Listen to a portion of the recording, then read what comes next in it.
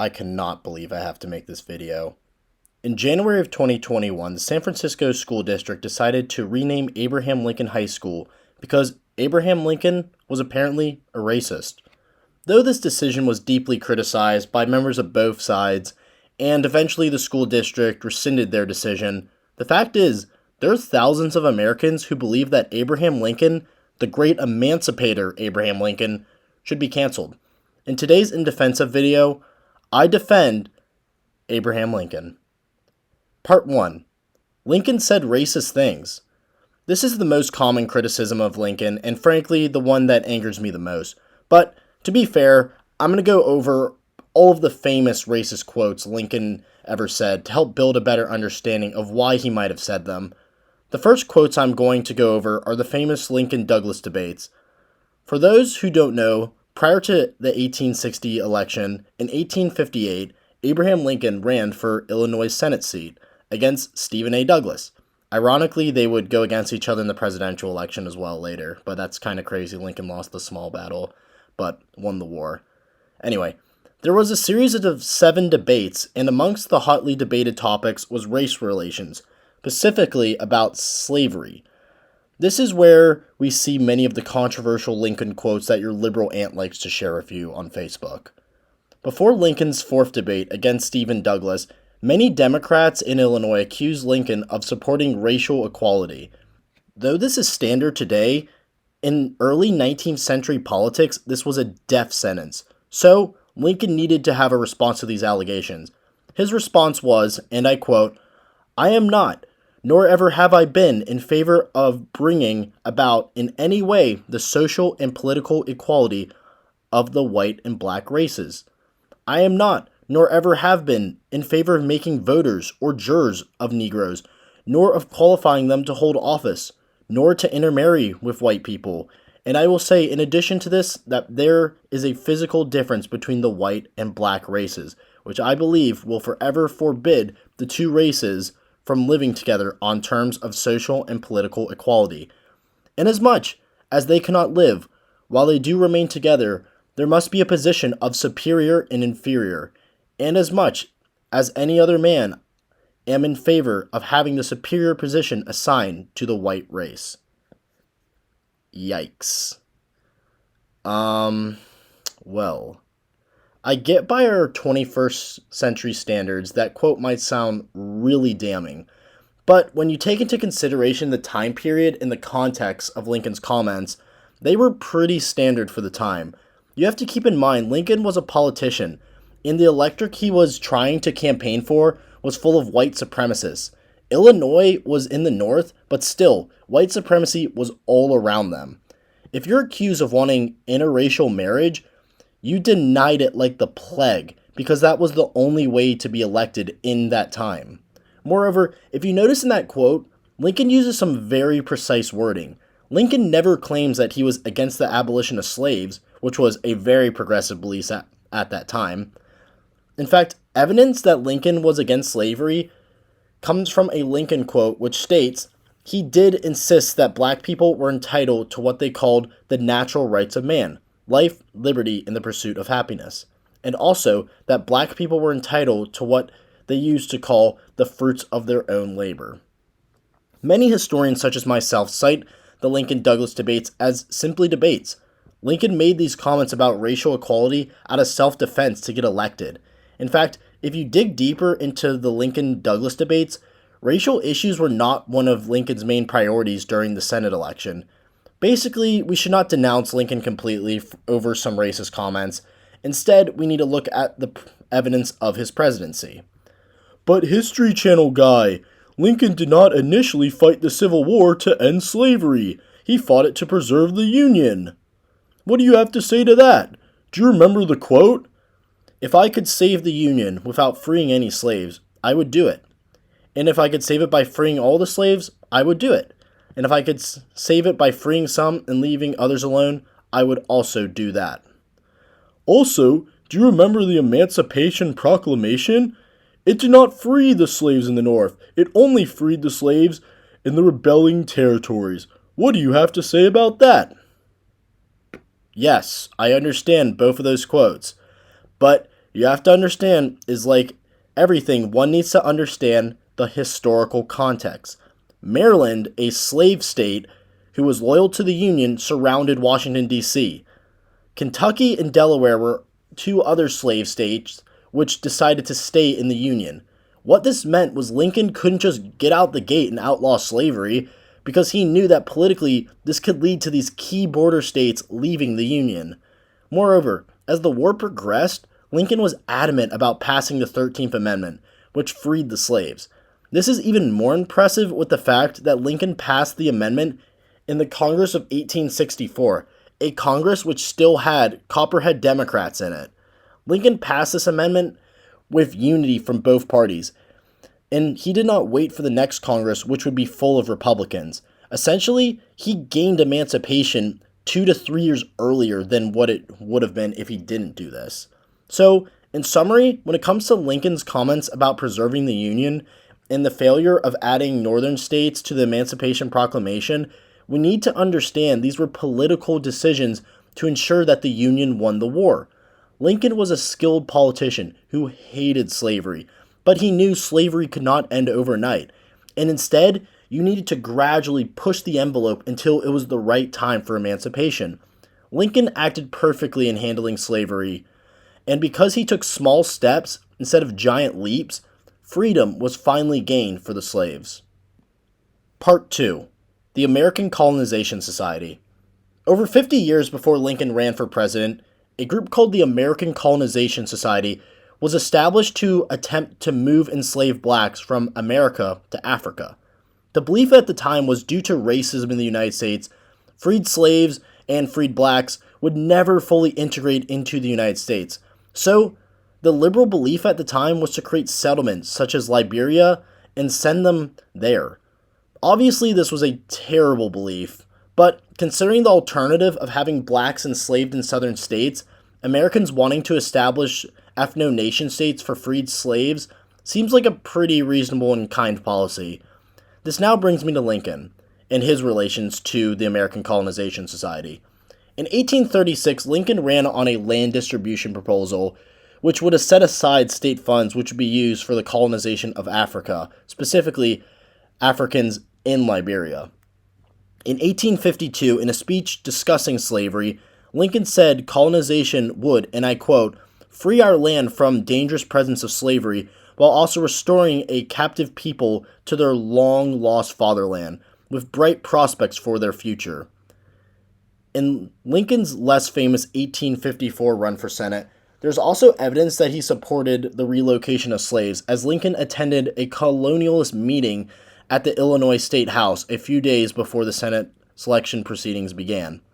Finally, in 1856, Lincoln officially became a member of the National American Colonization Society, but he would always make sure to distance himself from the national organization.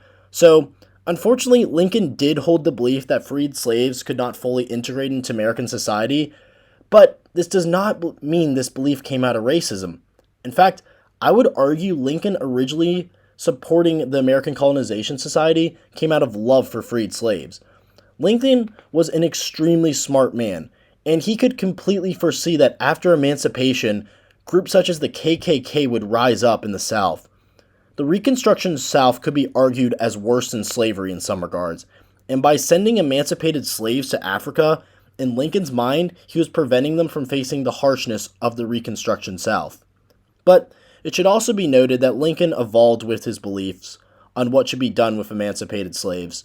In 1861, the Lincoln administration had officially created a preliminary colonization program for the relocation of slaves after the war was over. Initially, this program was just for captured slaves, which the Union would use during the war in exchange for freedom. While this was occurring, Lincoln made sure to recognize black republics such as Haiti and Liberia, which theoretically would be used to move the newly freed slaves. After Lincoln signed the D.C. Emancipation Act, Lincoln met with two officials from Liberia on the possible relocation of the D.C. slaves. In August of 1862, Lincoln proposed his vision of colonization to a group of African Americans visiting the White House. Many freedmen at the time were skeptical of colonization, as they believed that racial equality could be gained after emancipation, with the right government assistance. This proposal is seen as one of the low points in Lincoln's presidency, but it is after this that we see Lincoln and his views on colonization starting to evolve into anti-colonialization. Many historians have noted that the Emancipation Proclamation was silent on colonization as proof that Lincoln was changing his opinions on the matter. For instance, in private meetings before the proclamation, Lincoln stated to aides that he would like to enact a policy of voluntary colonization to freedmen who'd wish to do so. The popular option being in Isle of Vache, an island owned by Haiti. Lincoln eventually got off the idea of colonization completely after discussions with Frederick Douglass and the Senate's elimination of the Colonization Fund. In July of 1864, Lincoln's private secretary, John Hay, wrote in his diary that Lincoln has, quote, sloughed off the idea of colonization. Though this claim has been debated by Civil War historians, I am of the camp that Lincoln believed that under his leadership, the blacks could gain equality in his Reconstruction South. We have to remember Lincoln was killed prematurely, and he basically had a whole other term as president, which he could use to make huge strides for helping the freed slaves. Unfortunately, Lincoln was murdered and was replaced with a Southern Democrat in Andrew Johnson. Johnson was the worst case scenario for the freed slaves because he was sympathetic to the South and did not want to ensure the rights of African Americans in it. Lincoln, followed by Grant, could have been an excellent 2-for-1 punch for the African American community and would have further helped freedmen for decades. Yet, we will never know what Lincoln could have accomplished, and instead, we are left to wonder. So, did Lincoln support colonization? Yes, he did. But we have to remember that his views progressed as his life went on, and he was never going to forcibly remove African Americans out of America. We also need to remember that colonization at the time came from love and concern for the African American community, not out of hatred like other iterations of the practice which we see today. Heck, Thaddeus Stevens, literally the most radical of abolitionists, advocated for colonization, and General Grant was even more in favor of it, considering he tried to annex the Dominican Republic to provide land to freed slaves when he was president. So, colonization was just part of the United States culture at the time. Part 3. Habeas corpus. If you're more of a history buff, I'd almost guess that your biggest criticism of Lincoln involves his decision to suspend the writ of habeas corpus in 1861. Though some of you might not know what that means, and I don't want to play inside baseball with my audience, so I'll give you a quick explanation of what habeas corpus is. According to the United States Constitution, each citizen has the writ of habeas corpus, which in Latin translates to show me the body. However, according to habeas corpus, the government is not allowed to unlawfully imprison you, and it cannot be for an indefinite amount of time. Basically, the government can't sweep you off the street and stick you in prison without charges. Yet, I am of the opinion that what Lincoln did can be considered frowned upon, but not unconstitutional. Lincoln justified suspending the writ through Article 1, Section 9 of the Constitution, which specifies a suspension of the writ is constitutional when, and I quote, in cases of rebellion or invasion, the public safety may require it. Obviously, the Confederate States of America was a rebellion, so it seems pretty fair game to me. Moreover, if you're going to criticize Lincoln suspending habeas corpus, one needs to understand, again, the historical context. At the start of the Civil War, Washington, D.C. was technically a slave district of the United States.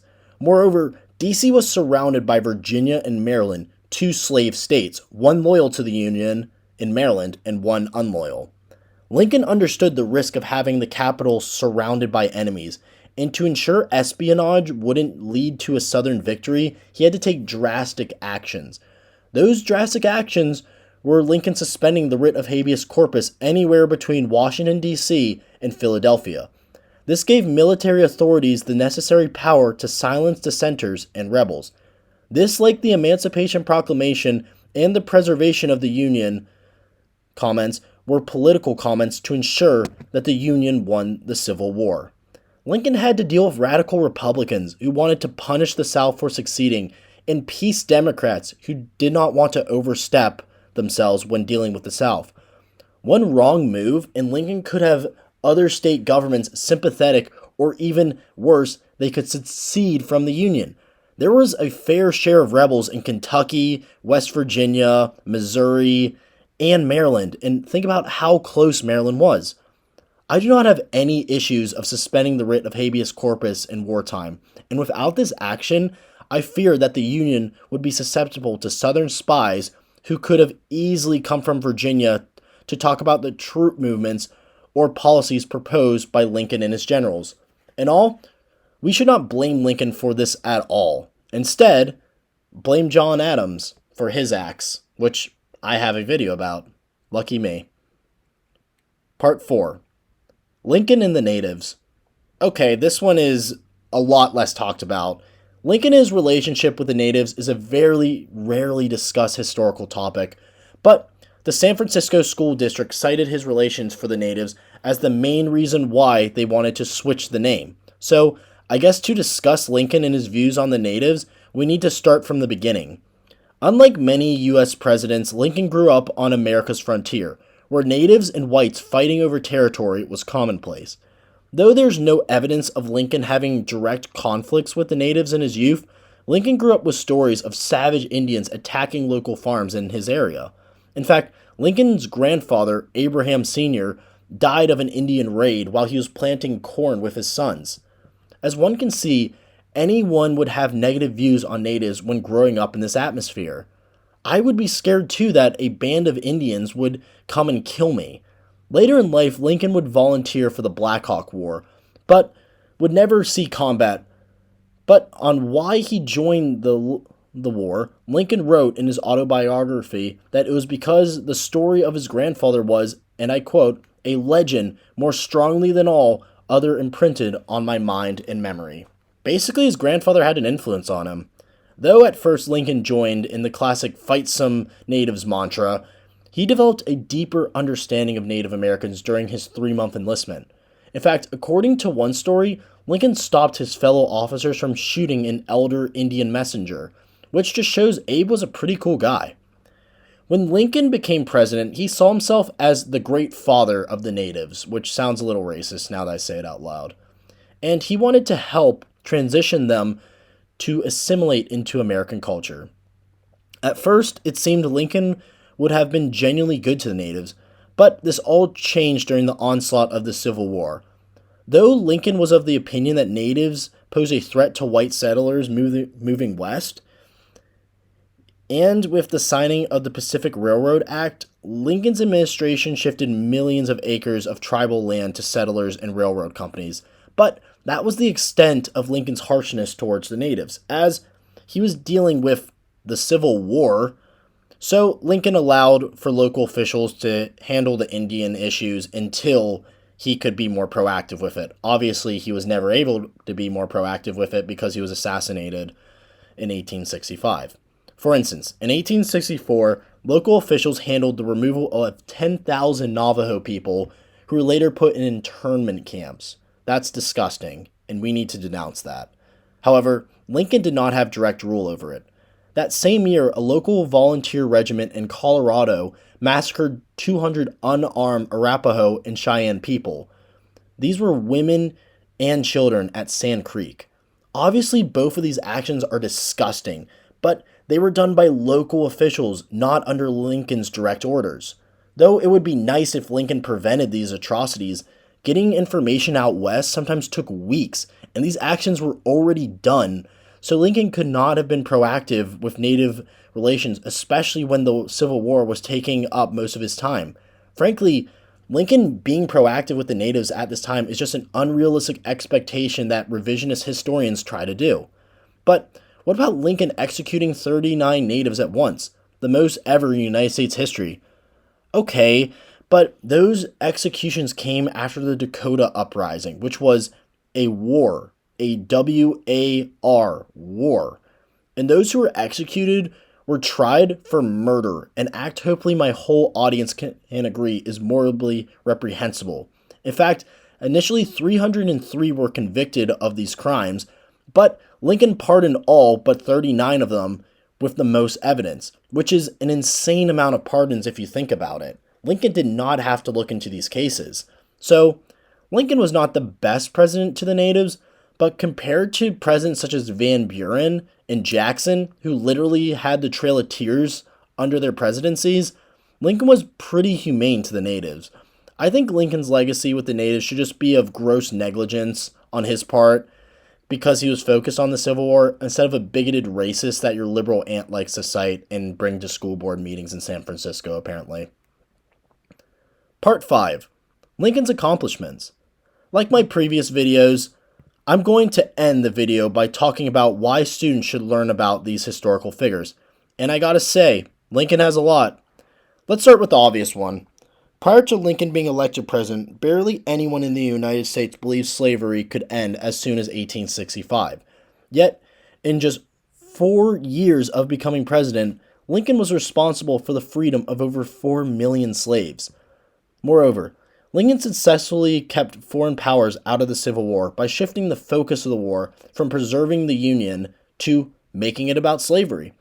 This ensured that the United Kingdom or other foreign powers would not aid the Confederacy, which frankly was one of the only ways the CSA could have won the Civil War realistically. Yet, because Lincoln was a masterful politician, he did this at a calculated time. Lincoln waited for the perfect time to give the Emancipation Proclamation. After the war was changing, after the Battle of Gettysburg, Lincoln shifted the focus of the war. Though I should mention that in September of 1862, Lincoln threatened the southern states that he would free all the slaves if they did not rejoin the Union by January 1st, 1863. This act would later be known as the Preliminary Emancipation Proclamation, a historical act that is almost never talked about. As mentioned prior, the Emancipation Proclamation only applied to the rebelling states. But how did Lincoln expand it to all of the states? Well, Lincoln would advocate for the passage of the 13th Amendment in the combined Congress to ensure that slavery was constitutionally outlawed in the United States after the Civil War. Except for prisoners, but that's a different story, and I don't want to open that can of wormholes.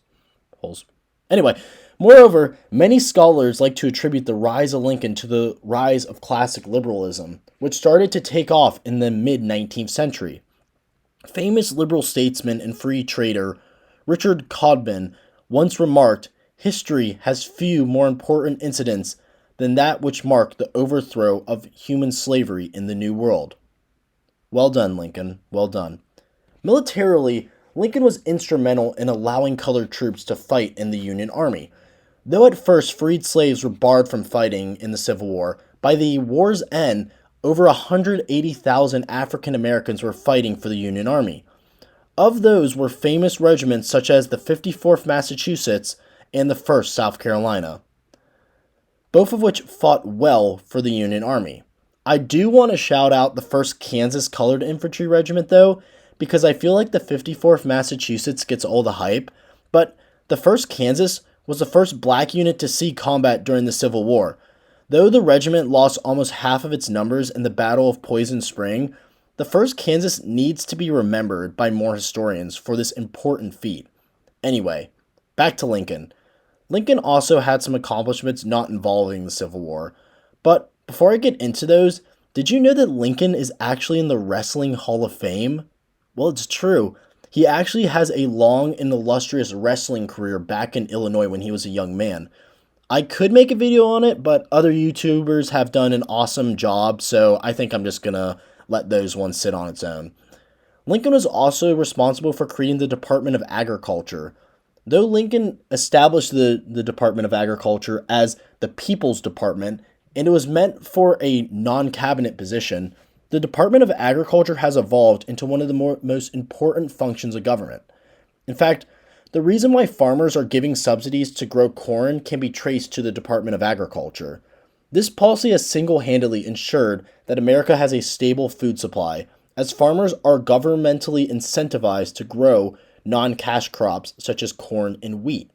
Additionally, Lincoln was also instrumental in populating the West through the Homestead Acts. According to the Homestead Act of 1862, anyone who had never taken up arms against the U.S. government, including freed slaves and women, very progressive, and was 21 years old or the head of a family, could file an application to claim a federal land grant. All the applicant had to do was stay on the land for 5 years and prove that they have made improvements to the land, and it was theirs, basically for free or small cost. With similar act being passed, the Morrill Land Grant Act, the Lincoln administration established many universities in western states and territories. According to the Land Grant Act, land grant colleges could be established on the condition that the proposed institutions would teach military tactics, Civil War, as well as engineering and agriculture. My cousins all go to the University of Kansas, Rock Chalk, Jayhawk baby, which is a land grant college. And many of my viewers probably attend a land grant college right now and don't even know it. So, in summary, did Lincoln have his flaws? Yes, of course he did. I think we see things like the Lincoln Memorial, Mount Rushmore, and we just immortalize the man. But Lincoln was a man, like you and me, who have doubts, we've made mistakes, and we have our flaws. But this does not mean we should ever demonize him for those comments or for his political opinions. Nor should we forget that by our modern day standards, just about everyone living in the 19th century America would be considered a white supremacist today. If you take anything from this video, just please remember you should not judge historical figures by today's standards, and instead you should judge them by the time they lived in. So if you see some idiot saying that we should tear down the Lincoln Memorial or rename schools, show them this video and hopefully they'll know better. Wow, that was a really long video. Thank you for everyone who made it through it, and if you could please like and subscribe, it really helps the channel grow.